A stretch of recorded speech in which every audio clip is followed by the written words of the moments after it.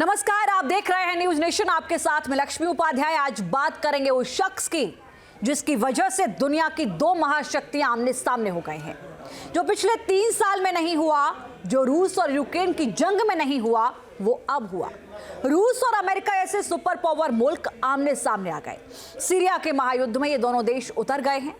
एक बशर अल असद को सपोर्ट करने उतरा तो दूसरा विरोध में उतरा। सवाल यही कि सीरिया और असद दोनों देशों के लिए इतने जरूरी क्यों है? पूरी डिटेल एक रिपोर्ट के जरिए। मिडिल ईस्ट को शमशान बनाने वाले सिंहासन का सच।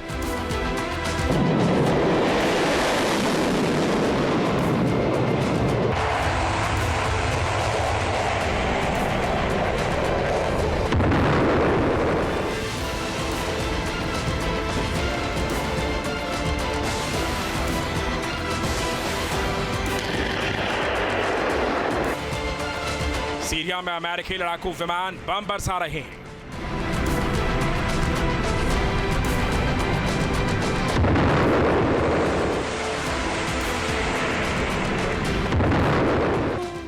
रूस भी सीरिया में आसमान से प्रहार कर रहा है।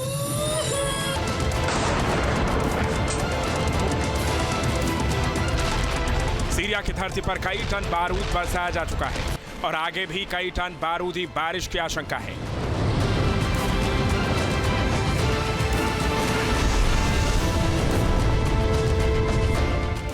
क्योंकि सीरिया के बैटल ग्राउंड में दो महाशक्तियां आमने सामने आ गई हैं।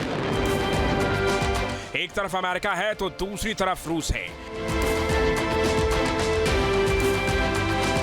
अब सवाल यह है कि सीरिया की जंग में अमेरिका क्यों कूदा? सीरिया के बैटल ग्राउंड में रूस की एंट्री क्यों हुई? सीरिया दोनों देशों के लिए इतना जरूरी क्यों है?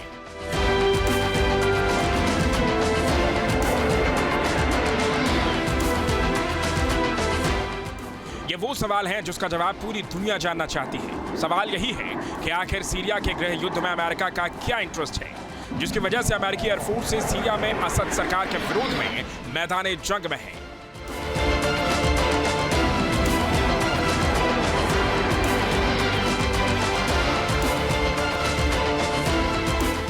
ये ताजा तस्वीरें सीरिया के पूर्वी शहर दीर एज जोर की हैं, जहां पर अमेरिकी लड़ाकू विमान ने सीरिया सेना और सहयोगी मिलिशिया पर अटैक किया। अमेरिकी A-10 ने सीरिया के पूर्वी शहर दीर एज जोर में सीरियाई सरकार और सहयोगी बलों पर भीषण बमबारी की। यह हमला सीरिया में जारी संघर्ष का हिस्सा है, जिसमें कई क्षेत्रीय और वैश्विक शक्तियां शामिल हैं।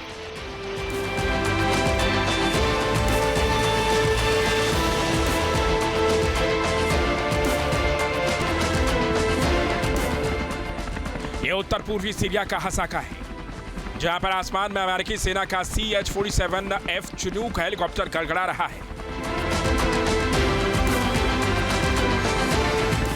सीरियाई सरकार के विरोध में अमेरिकी मैदान जंग में उतर गया है। सीरिया में किसी भी कीमत पर वो रूस को बैकफुट पर लाना चाहता है, क्योंकि मिडिल ईस्ट में सीरिया रणनीतिक रूप से काफी अहम देश है। सीरिया के जरिए रूस मिडिल ईस्ट में अपनी धाक जमाना चाहता है और यही वजह है कि सीरिया के गृह युद्ध में रूस और अमेरिका दोनों ओर से जोर आजमाइश हो रही है। जो यूक्रेन में नहीं हुआ, वो सीरिया में हो रहा है।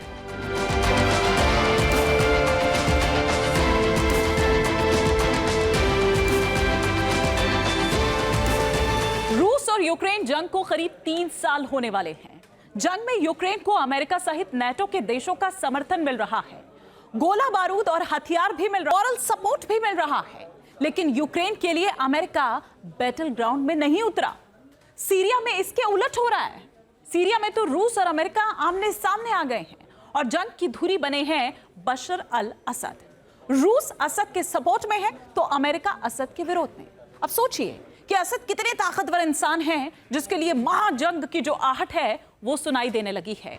बाइडेन और पुतिन आमने सामने आ गए हैं।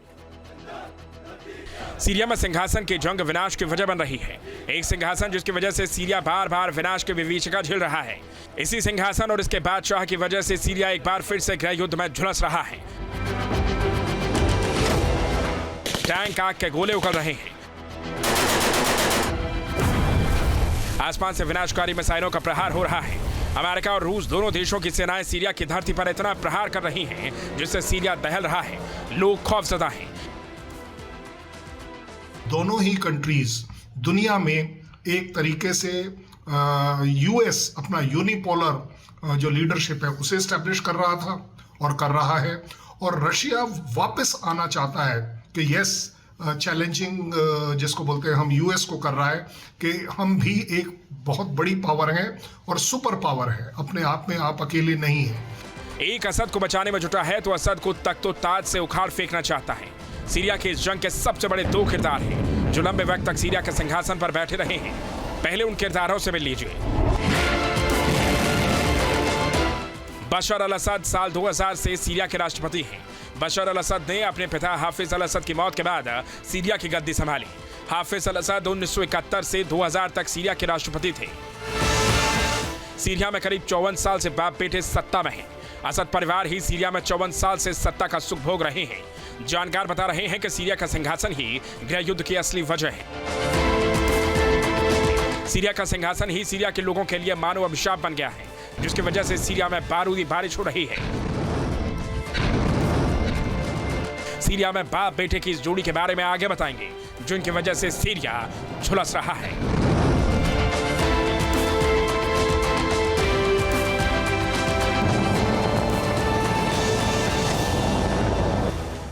सीरिया में असद के सपोर्ट में पुतिन एंड कंपनी पूरी ताकत के साथ जुटी है।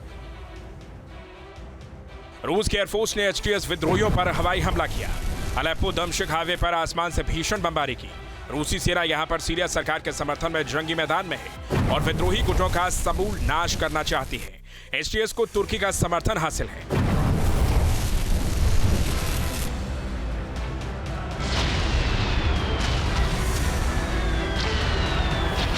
सीरियाई विद्रोहियों की यह तस्वीर गौर से देख लीजिए। कितने विध्वंसक टैंक इनके पास है। दावा यही है कि यह पूरा सपोर्ट तुर्की कर रहा है, जिससे असद सरकार के खिलाफ माहौल बनाकर उनको गद्दी से उतारा जा सके। HTS के विद्रोहियों की ताकत का अंदाजा इस वीडियो से लगा सकते हैं। साथ ही अंदाजा इस बात का भी लगा सकते हैं कि सीरिया की यह जंग रुकने वाली नहीं है। लड़ाई लंबी चलेगी, जंग भयंकर होगी, क्योंकि सीरिया की जंगी प्रयोगशाला में कई बिग प्लेयर शामिल हैं।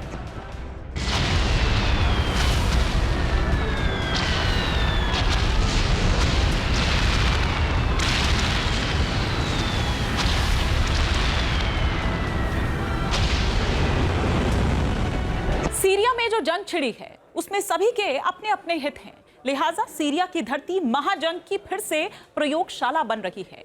कुछ देश असद के साथ खड़े हैं तो कुछ देश ऐसे हैं जो कि असद के विरोध में हैं। अब सीरिया में कौन किसके साथ है ये इस ग्राफिक्स के जरिए हम आपको बता रहे हैं। असद सरकार के साथ कौन है और कौन है जो विद्रोहियों के साथ खड़े नजर आते हैं। असद सरकार के साथ है रूस, ईरान और इराक। अब इसमें सबके अपने अपने हित हैं, वो भी हम आपको यहां पर बताएंगे। लेकिन विद्रोहियों के साथ कौन कौन है? विद्रोहियों के साथ खड़ा है अमेरिका, तुर्की, इजराइल और यूक्रेन।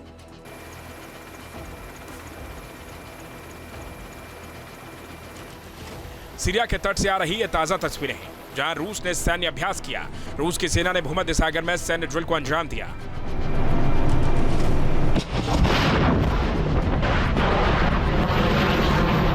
इस सेनाभ्यास में रूसी नौसेना और रूसी एरोस्पेस फोर्सेस की संयुक्त टुकड़ियों ने भाग लिया।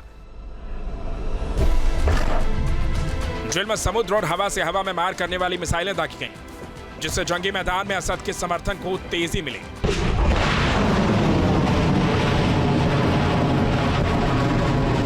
भूमध्य सागर में रूस के एडमिरल गोशकोव क्लास ने भी हिस्सा लिया। रूस का जब यह शाहकार भूमध्य सागर में उतरा तो विद्रोही गुटों की सांसें उखड़ने लगी।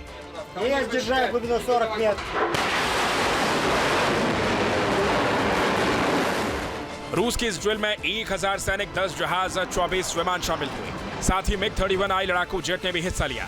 MiG-31I लड़ाकू विमान केंजल मिसाइल से लैस है, जो बेहद ही विनाशकारी माना जाता है।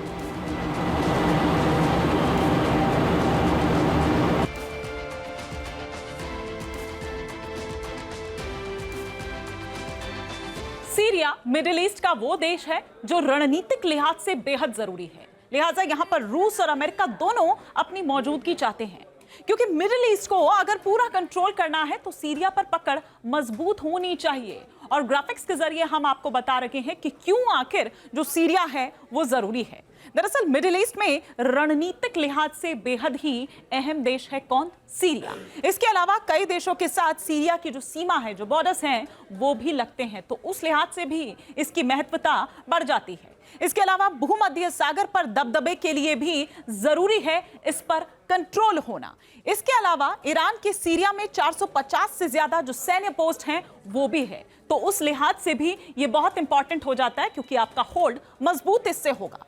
रूस के सीरिया में 160 से ज्यादा सैन्य पोस्ट हैं और इसके अलावा अमेरिका को काउंटर करने के लिए रूस के लिए सीरिया जरूरी है। इसीलिए दरअसल सीरिया इतना जरूरी है, इतना अहम है।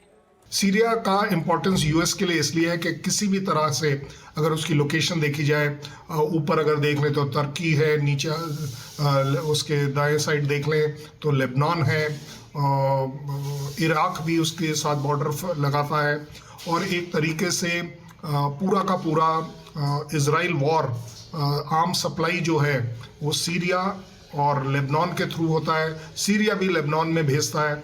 सो यूएस के लिए इम्पॉर्टेंट है कि वो अगर टेररिस्ट की ऑर्गेनाइजेशंस की, हमास, हूती, हिजबुल्लाह की अगर कमर तोड़ना चाहते हैं तो वो ये सप्लाई लाइन बंद करना चाहेंगे। जाहिर है मिडिल ईस्ट में दबदबे के लिए सीरिया बेहद जरूरी है। सीरिया में अपना प्रभाव जमाने के लिए रूस और अमेरिका दोनों ताकत की आजमाइश कर रहे हैं। सीरिया में फिलहाल तो रूस का प्रभाव ज्यादा है, यही बात अमेरिका को खटकती है। अमेरिका सीरिया में अपना दबदबा चाहता है, लेकिन यह तब तक मुमकिन नहीं है जब तक सीरिया में असद सत्ता में है। यही वजह है कि सीरिया में असद की सत्ता को अमेरिका उखाड़ कर फेंकना चाहता है, जिसके लिए वो लगातार कोशिश कर रहा है, लेकिन सफलता नहीं मिल रही है।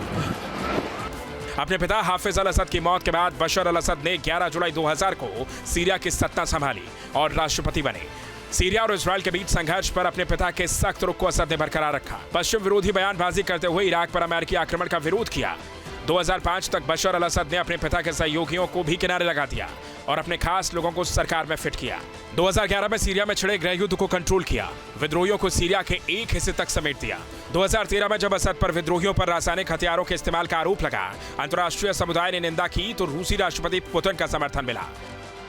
असद के सामने एक बार फिर मुश्किल खड़ी है, फिर हालात गृह युद्ध जैसे बन गए हैं। 2016 में हुए शांति समझौते के बाद अब फिर से विद्रोही गुट एक्टिव हुए हैं और जो हालात सीरिया में बने हैं उसको इन तस्वीरों से समझ सकते हैं। 8 साल बाद अलेप्पो शहर में घुसे सीरियाई विद्रोहियों ने पूरे शहर को मानो बंधक बना लिया है। हर जगह उनकी ही मौजूदगी है।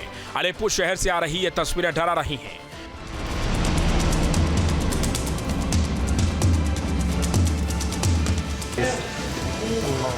कुछ उसी तरह की याद दिला रही हैं जैसे अफगानिस्तान में तालिबान के वापसी के दौरान दिखी थी। शहर के सबसे खास और वीआईपी इमारतों पर एचटीएस का कब्जा है। इतना ही नहीं, सीरिया के राष्ट्रपति के घर पर भी विद्रोहियों का कब्जा है।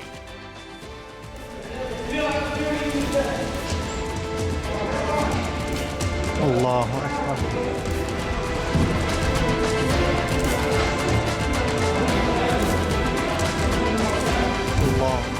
सीरियाई विद्रोहियों ने घूम घूम कर पूरे महल की रेकी की और तोड़फोड़ की और हर जगह अपनी मौजूदगी दर्ज करा रहे थे।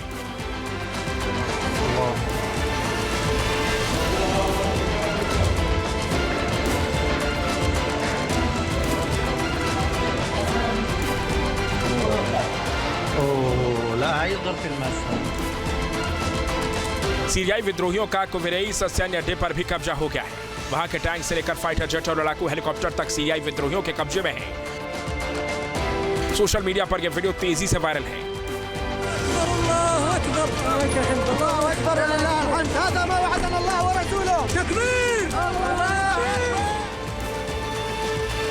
ठीक वैसे ही दुनिया दंग और परेशान जैसे उस वक्त थी जब अफगानिस्तान में तालिबान की वापसी हुई थी। ऐसा नहीं है कि केवल अफगानिस्तान से ही ऐसी तस्वीर आई थी, बल्कि अभी हाल ही में हूती विद्रोहियों ने भी लाल सागर में कार्गो शिप पर हेलीकॉप्टर उतारकर उसे अपने कब्जे में ले लिया था।